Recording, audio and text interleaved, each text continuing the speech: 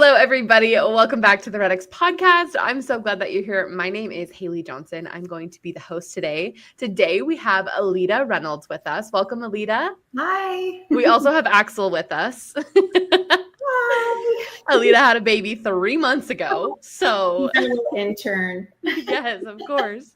Never had a baby on the podcast, so I love this. Hopefully Axel, can share some pointers as well. So, Aleta, we're excited to have you. You've never been on the REDX podcast before, so we're excited to kind of get into your expertise, talk about the stuff that you've been working on for years and years. And yeah, so before we get into all of that, though, could you give us just a brief intro to who you are for those that don't know you? Yeah, absolutely. Well, I started real estate back 20 plus years ago. And I actually started off with a team as an ISA before there was a term for ISAs. Back when with the team model 20 years ago, this is when we were calling Cole Realty from the Blue Book. When we were calling FSBOs out of the newspaper and, right. Door knocking expires and all the stuff that we should be doing now, but we didn't have everything, online. But my team leader hired me as a buyer's agent, but I had to make calls in the morning and I would set listing appointments. And actually I'd gotten my real estate license and had it inactive because I didn't know where to start. Right. And he had prospected me as a FSBO because I was selling my own home. And I was like, you teach me what you just did, I will join you. Like, he came over to my house. And so that's what started this long journey of smiling and dialing for dollars. So I started that back a long time ago and love it. After my first 10 years in real estate, I went through the big crash of 2009. Right. Worked with asset managers for cash for keys and whatnot and stayed in real estate. But about 10 years into my real estate career, I knew that there was a huge demand for people that could talk to leads on the phone. For a team member or even just a solo agent that could, get on the phones and set their own appointments. And I was already hosting trainings, at the Market Center with Keller Williams and whatnot. And it's just something that I love to do. So I started my own USA-based call centers, and we did recruiting for brokerages, agent recruiting. And then my start with the ISA was the cold calls, was having an ISA right. for your listing appointments. Do get on REDX for you. Thanks for that. At that time, our internet leads were not good. Anyone that's been in real estate for, more than 5 years now, there was a time where 1 in 50 internet leads, it was exhausting. Yeah. And so the REDX data, even if you dial every single number and your answer rate appears to be lower, than your opt-in leads, you were still getting better results than internet leads. And it was always affordable. So the REDX system has been a foundation of any business that I've done, any client that I've helped do.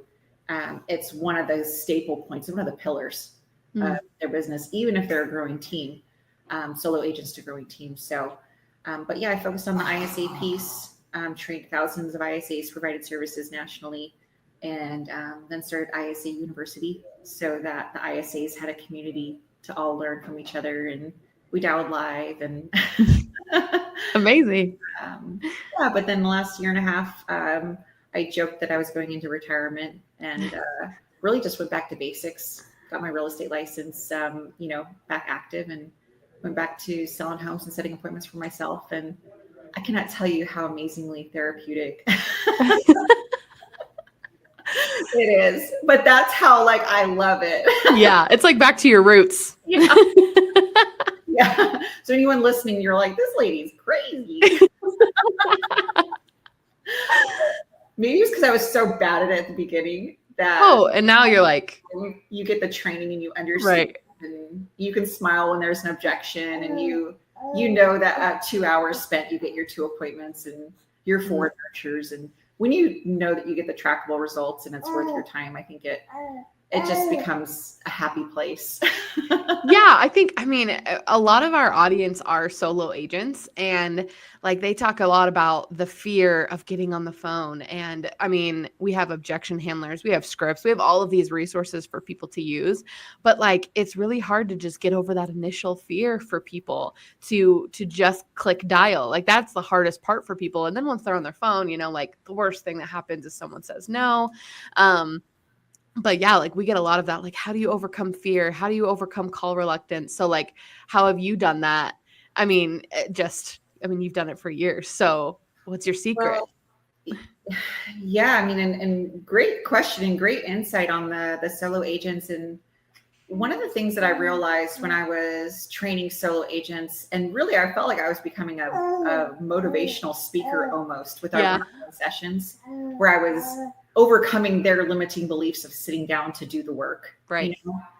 I saw that in ISAs too, where it was easier for them because I'm going to answer your question by kind of going into a deeper. Love it. It was easier for an ISA who got a salary to get on the phone and fail. When you're a solo agent in our world, you don't get paid until the very end. Right. And so there is this huge, like almost failure to start because you're so scared about wasting your time that, I mean, you think you're like, well, I get on here for 2 hours, 4 hours, 6 hours. I'm on here all day. I don't get anything. I know that that's 30 more days that my family isn't going to get a check. Right. Right. So if I don't get something today, then, and it's almost this failure to start of, am I wasting my time or am I not wasting my time? And really, we do a lot of motivation in our industry of you can do it. And we highlight our successes.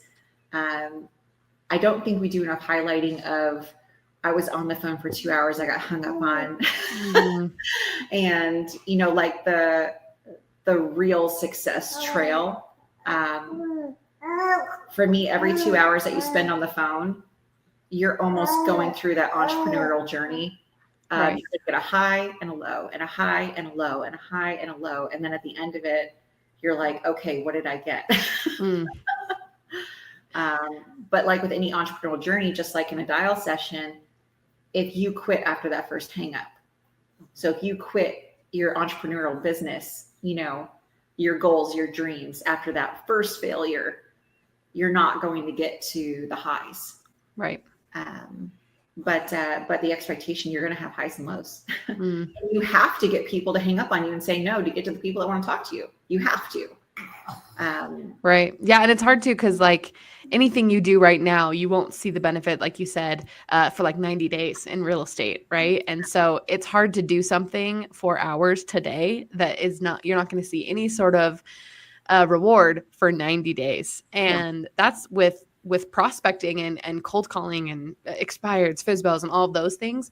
What's hard about it is it does take time, and you do have to kind of sift through all of the garbage to find the gold, right? And that's the whole shtick. Yeah. And so if you don't have, like you said, if your family is relying on you, if like you need a commission check, like it's hard to get rejection because you're like, okay, this is what's going to feed my family and I'm not succeeding. And so I can see how that would be a lot of pressure and wanting to just go to something that is potentially a quicker fix or something new and shiny that someone else is trying or something like that, right? Oh yeah, it's exciting. It's exciting when you are on social media or you're at your favorite podcast and somebody comes on and like, oh yeah, I started doing pre-foreclosures and I got 6 listings right away and da-da-da-da-da. And, and then all of a sudden you stop doing expireds and FSBOs and you go to pre-foreclosures. And I'm not saying that that's a bad thing, but every time that you stop something, you try it for a week, you stop something, you try it for a week, and you don't get past that 45 days of pain to where you really see your pipeline build. I mean, if anybody were to commit to the REDX system, and I'm going to say REDX because I've tried them all, but I'm going to say REDX. I know I'm on your podcast, but REDX gives you all the options. You have the dialer, and now you have the retargeting, you have the ads manager built in. I mean, seriously, guys. I'm just going to say REDX because it makes your workflow and your filters so that you're not wasting your time. I could do a whole podcast on filters and how that could, help out people's workflow. That way, when you sit down, you're dialing exactly what you want. Right. But if they just committed every single day, whether it's in the morning, in the afternoon, or in the evening, heck, I would do all three and see which one you like the best. I love dialing between 4 and 6 at night. I love it. I love dialing between 10 and 2 on Saturdays. I'm not a get up at 7:30 in the morning and get on the phones person. I'm not. I would rather call during your lunch hour and in the evenings. That's my preference. You need to call in the morning. I'm just saying, hit your data at all different points. But if they were just to commit to that, they would start to see, oh, okay, well, I have 4 nurtures at the end of each call session. And then you'll get better at closing for the appointment. Oh, right. I get 1 appointment every 2 hours. Well, at the end of 45 days, you start converting those nurtures, and then it finally clicks. You're like, oh, I'm doing this for tomorrow business. And if I hadn't spent my time doing this 45 days ago, I wouldn't have these people. I'd be chasing my tail now. I'd be starting now. Right. And a lot of times, because you're onto that next new thing, you're not committed to the pain of getting through the first 45 days and fine-tuning your verbal skills and fine-tuning the pivot of handling objections on the phone. Right.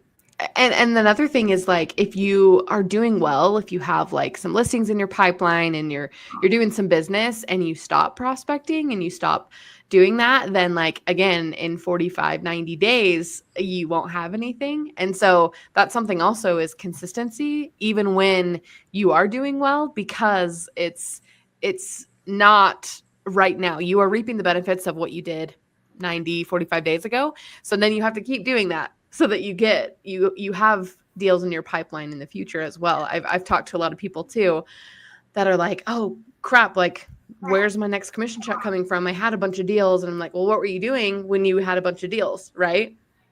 Yeah. So I think that's also important. Just consistency, committing yourself. It's not going to work immediately. I mean, sometimes it does, and sometimes people find like expireds, like, can happen pretty quickly, or you can find a buyer really quick and things like that. But for the most part, it's going to take a time commitment. And that's like with anything in life, right? Like, you really just have to commit to something in order to see the success.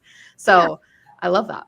You really do. I would say though, I've been licensed in 4 different states, and, being a solo mom for the majority of my life, I've had to balance, and I've been an entrepreneur forever. Like, I got a real job one time, a real job. They told me when to take my lunch. I was like, whoa, wait, what? And then like, when you have to be there at 8 and you're there at 8:03 and the manager pulls you aside and says that if you're not early, you're late.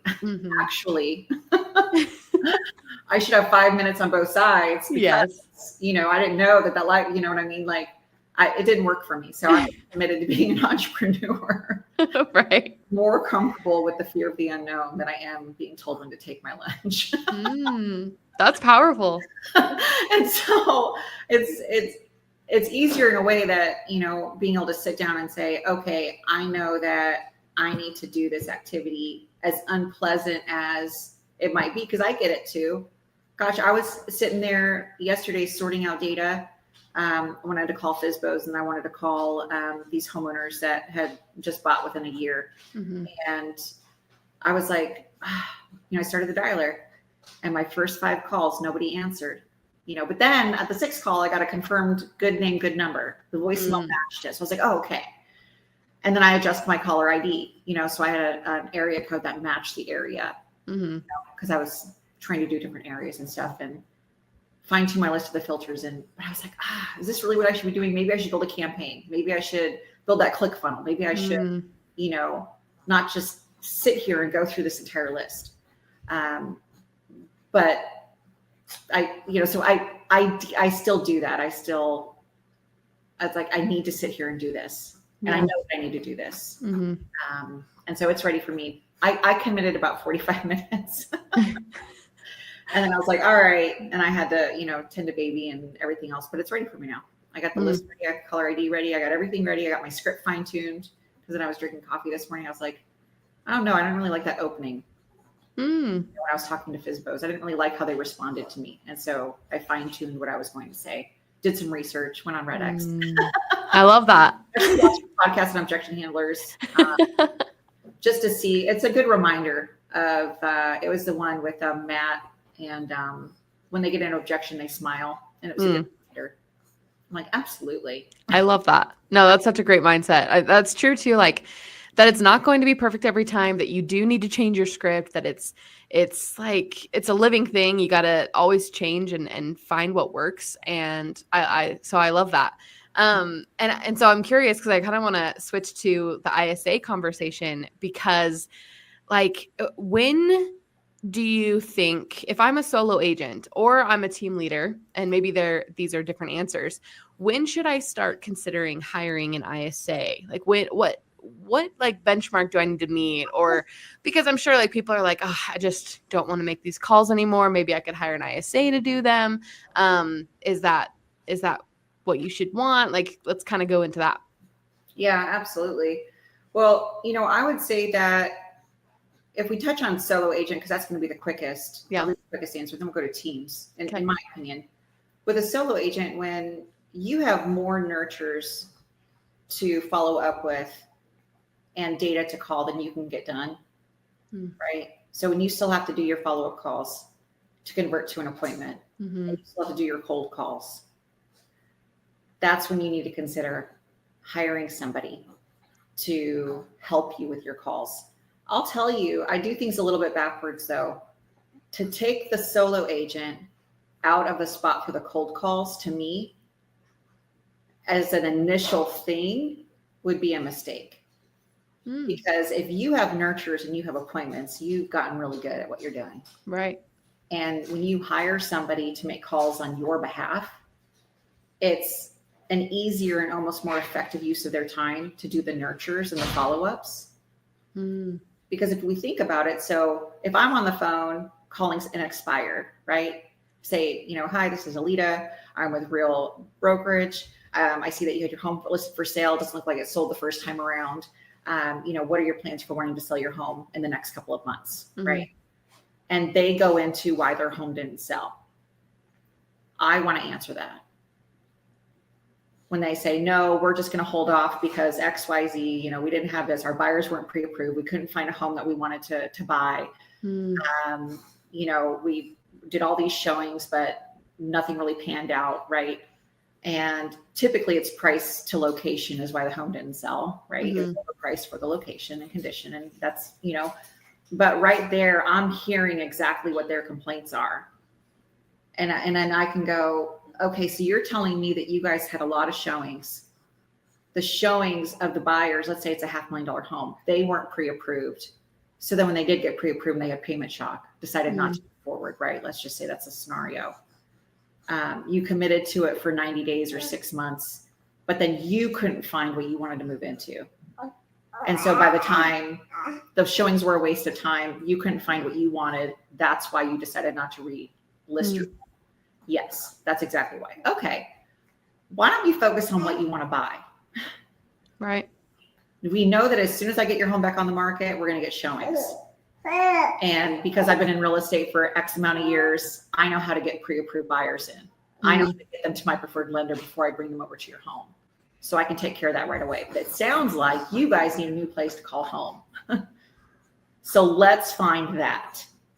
And then as soon as we find that, I can get your home listed. How does that sound? That sounds great. Okay, perfect. What's the home that you're looking for? And I go through all of that right there. I get their home search set up right there. If they're just hanging out, I will send them a home from the home search and say, is this kind of what you're looking for? Are we in the right ballpark of it? Yeah. What is it missing? Right? I go there and it's almost like surgery for a home search, right? And they're the best people to have because you know exactly what they want. And they're going to list their home with you as soon as you find them what they want to buy. Right? And then after we get it, dialed in, okay, great. You know what I'm going to go through some for sale by owners and some homes that didn't sell. Let's see if there's anything else that matches that's not listed. Yeah. Are you going to be around tomorrow or this weekend? I'd love to come by and meet you. And just be on a first name basis, in case we need to go see a house, or let me just go through your home, make sure there's nothing else we need to do to get it listed to sell for the price you want. And then I close for the listing appointment. I don't want my associate doing that. And down the road, yes, when they learn from you, they're trained, especially if they're licensed, you're basically training your replacement. So when solo agents go to hire an ISA, they can be hired and they can do your nurtures where you still focus on your cold calls. Because then let's say that I did set that appointment, I got them on their home search, I get my notes in the system, and now I hire someone to do that nurture for me. And they call, Susan and Steve Smith and, hey, you spoke with Aleta last week. She customized a home search for you. Just wanted to follow up and see if there was any homes that, looked appealing, or if there's anything that I should change about your search. Now they're like, wow, Aleta's got her stuff together. Right. Assistant's calling me. She knows my home search. She referred back to the notes. She's leveraging her time. She's not going to leave us hanging, and it's an easier phone call because you don't have that rejection.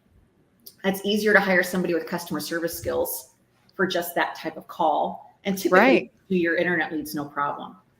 But the mindset to hire an ISA as a solo agent and even a team lead and get them out and to get yourself out of the REDX seat, the FSBO expired circle prospecting seat, to me initially, unless they're learning from you, because like back in the day when I first learned, I learned directly from my team lead. We dialed next to each other. So he trained me, but he didn't put me on the cream of the crop. He didn't put me on the appointments that he wanted. Right. He put me on the other stuff that I wouldn't screw up. So I really think that getting really comfortable with being on the dialer, getting really comfortable with this is your future sphere of influence. This is your future database. You just have to go and introduce yourself. Is a better mindset than, okay, I just need to get good at this until I can replace myself. No, that's good, because then, I mean, there are so many agents that don't do follow-up. So I think putting someone into place that does that for you is a great way to leverage your time. And I think you're right, because when you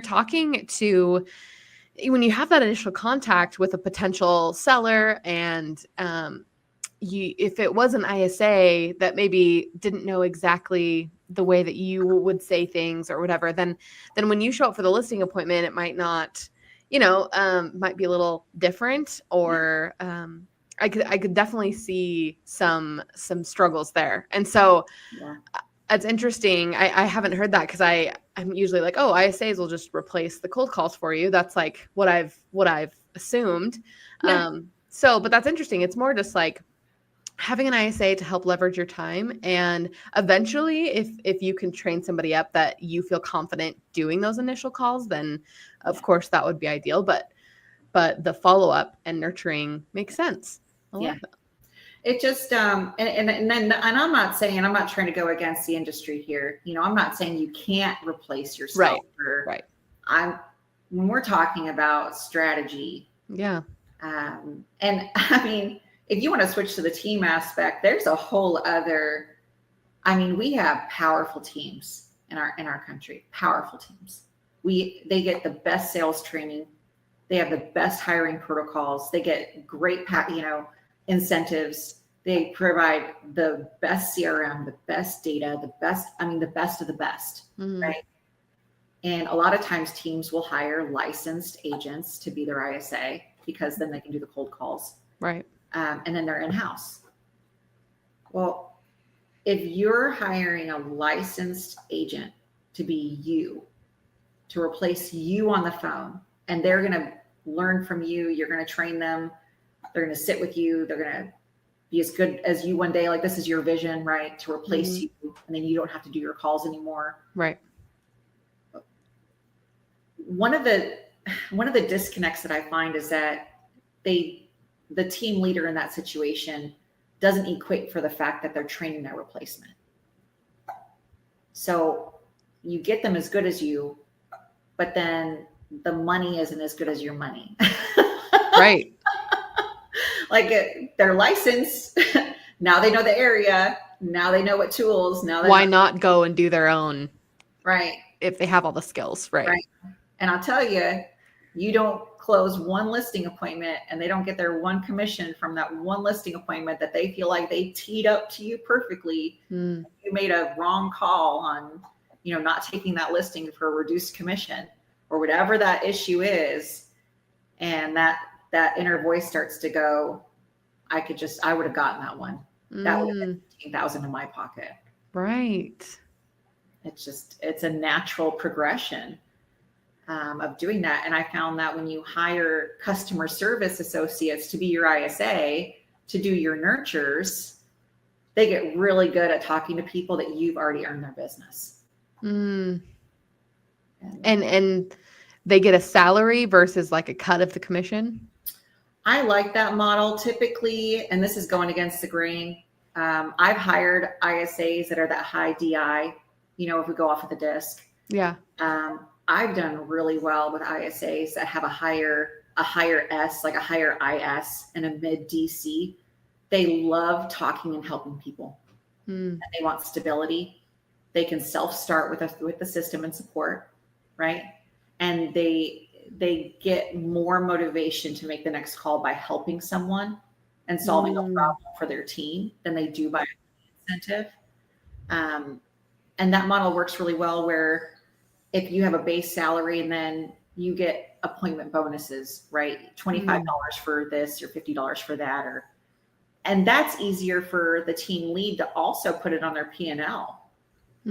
What's this ISA going to cost me? That's a trackable expense. Whereas if you do it, commission based, it gets harder to do that. And typically a inside sales associate that's not licensed, they can do all your follow-up. Right. They can even customize your property searches. So you're not replacing yourself locally. I mean, you give someone with a real estate license a little bit of confidence in a database and you want buyer's agents, you want listing agents, you want that type of stuff. But depending on what your plans are, I mean, we've all heard the awful stories of the team that guts the team leader stuff over the weekend and they show up and, they got a full copy of their database. They didn't see it come in. They took all their team members or them, and we've all heard those horror stories, Yeah, and I think there are people that don't have that want to be entrepreneurial, don't want the uncertainty of an income.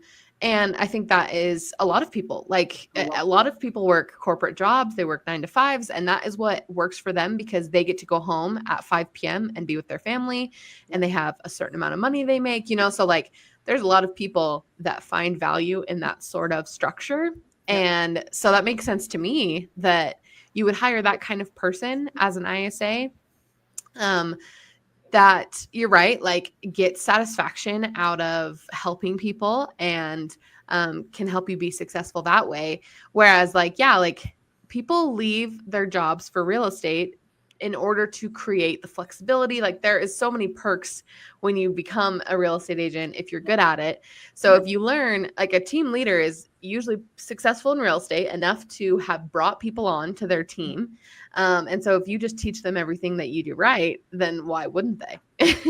Absolutely.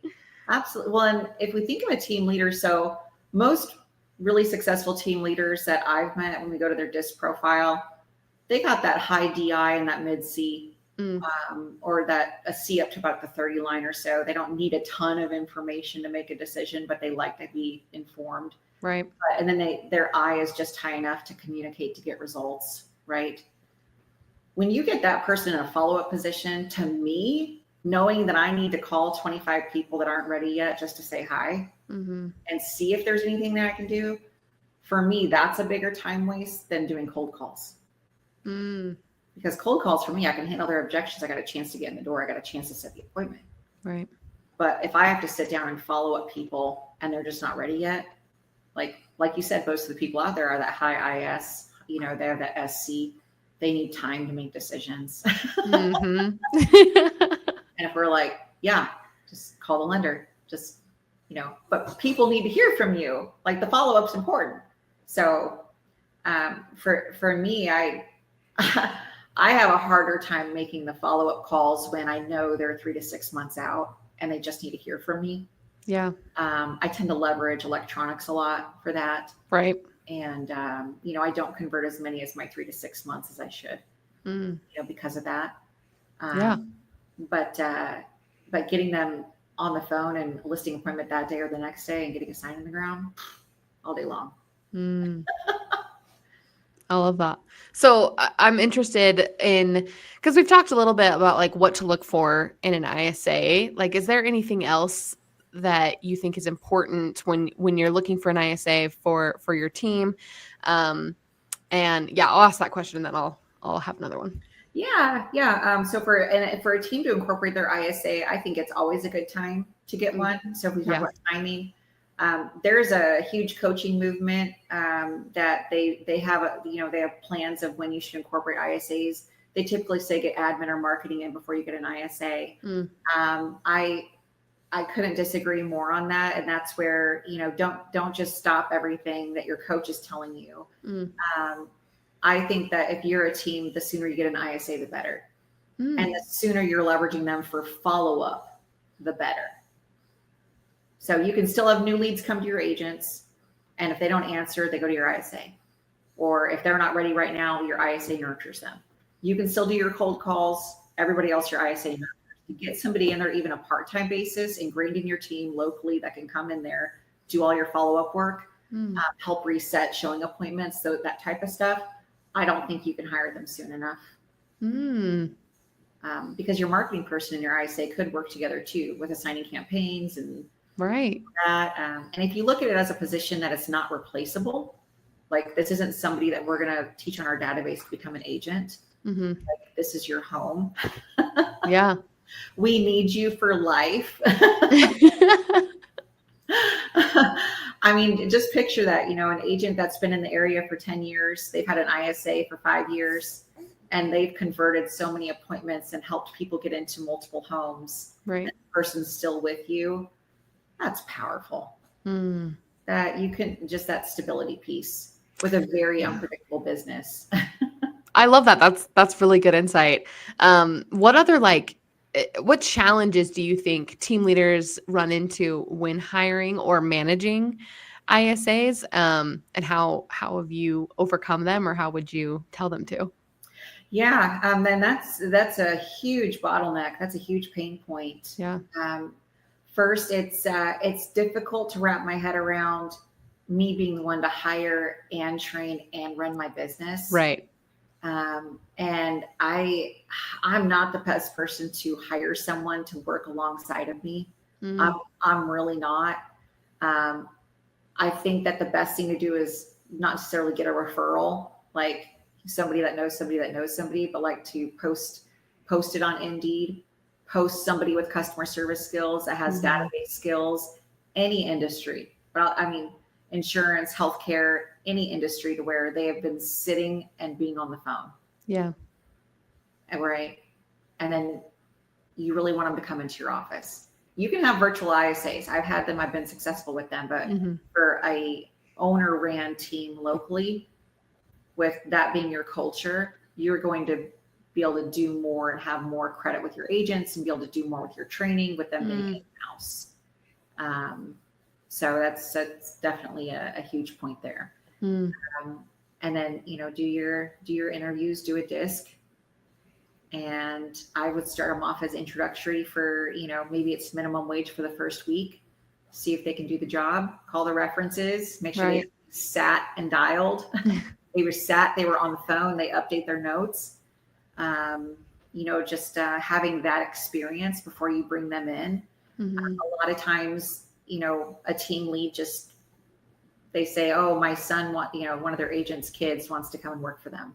No, go get 55-year-old Susan that has, been helping people all of her life. And, and you can have college students, you can have young adults, you can have that, but for an in-house ISA, doing nurture and follow up, that warm, fuzzy, I want to help you call. They've Right. bought homes. They've, maybe they're an empty nester, and then have an incentive package that makes sense for that wage Mm-hmm. that they can make. They can be middle of the road for their area.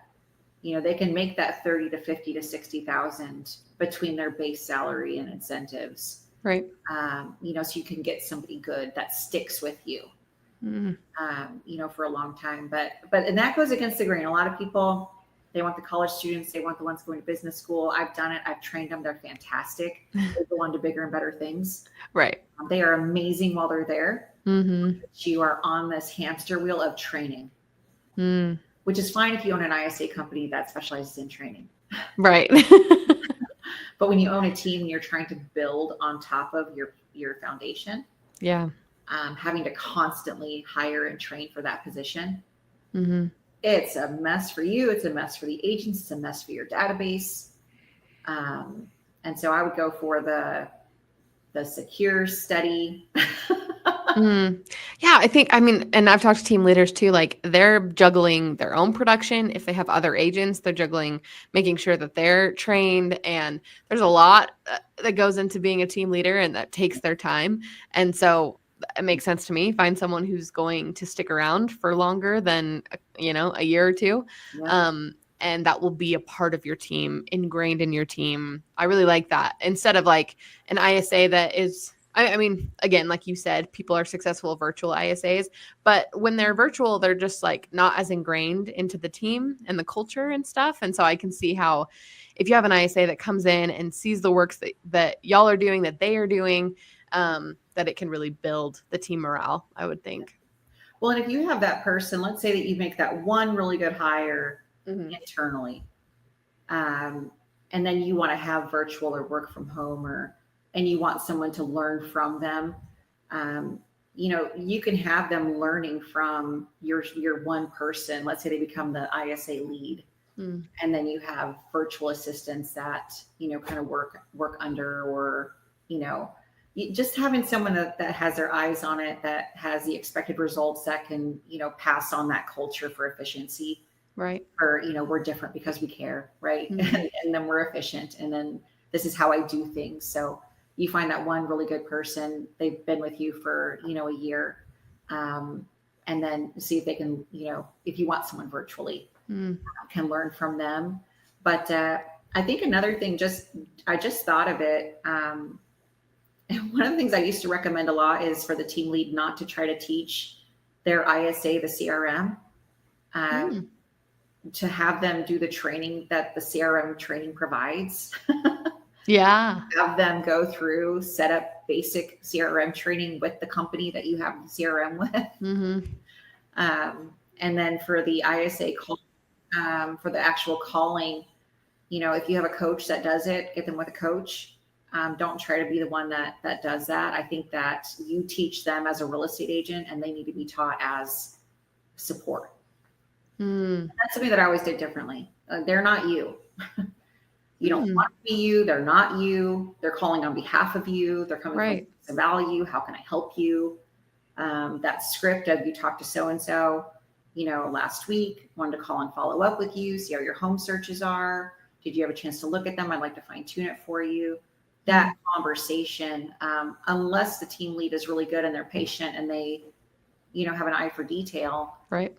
They're not usually the best person to train that person. Now, they're great to sit with them and fine tune stuff, but that initial training, I feel like they can really either make it chaotic or unorganized, or yeah, that makes sense.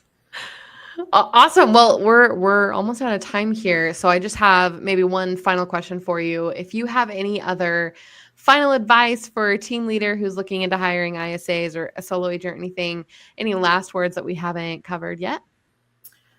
I would say to get really clear on what you want them to do. Like, what's that position going to do to bring value, to your team? And I know saying that out loud, that might sound silly. Like, well, I want them to set appointments. Well, let's really think about that, because it's not going to be the appointment that you set for yourself. It's going to be a qualified opportunity for you to earn somebody's business, but to have the expectation that you're going to have somebody on the phone that's going to close as good as you. Right.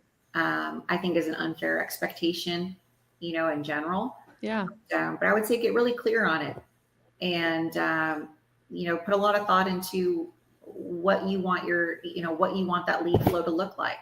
Mm-hmm. And if they were to just do nurtures, just do follow-ups, just keep your CRM looking tight and pretty and property searches sent out, would that be the leverage that you could build on? Right. Maybe they won't take over everything, but if they could just take over this one part, could you see that bottleneck finally, relax in your business? Mm. And if the answer is yes, I think that's the easiest one to hire for. And it's going to bring you a lot of value. So, but I love that. It's not easy, but it's possible. Mm. It's, it's a great thing to have. They're the best support system to have, and you do the right hire. They're with you for life. Mm. Amazing. Aleta, thank you so much for bringing your insight today. I've learned a lot. I hope that people that are looking to hire ISAs or team leaders find this podcast, because I think a lot of the things you said are like against the grain, which I think is awesome. Like it should challenge people what they've thought, and what, especially if you're thinking of hiring an ISA, you should hear different ways that you should use them or work them. So I love that. Aleta, thank you so much for coming onto the podcast today. I appreciate it so much. Even with little Axel in your lap, I love it. Talked him to sleep. He's totally calmed out. I love it. That's amazing. We get everybody else to sleep. We got the baby to sleep. Yeah. That's my baby too. Like if I'm just talking and like fall asleep, it's great. When I dial with him, when I dial with any of my boys, this is usually what happens. I love it. Be dialing, and it's the mama's voice, soothes them right to sleep. Hey, you gotta make it happen when you have kids and you're doing the entrepreneur. You gotta make it work. I love it. Work. So it's a family business, right? Yeah, I love that. Thanks, Aleta. Thanks everybody for watching. Of course, we will be here same time, same place next week, and have a great rest of your day. Bye-bye. Go REDX.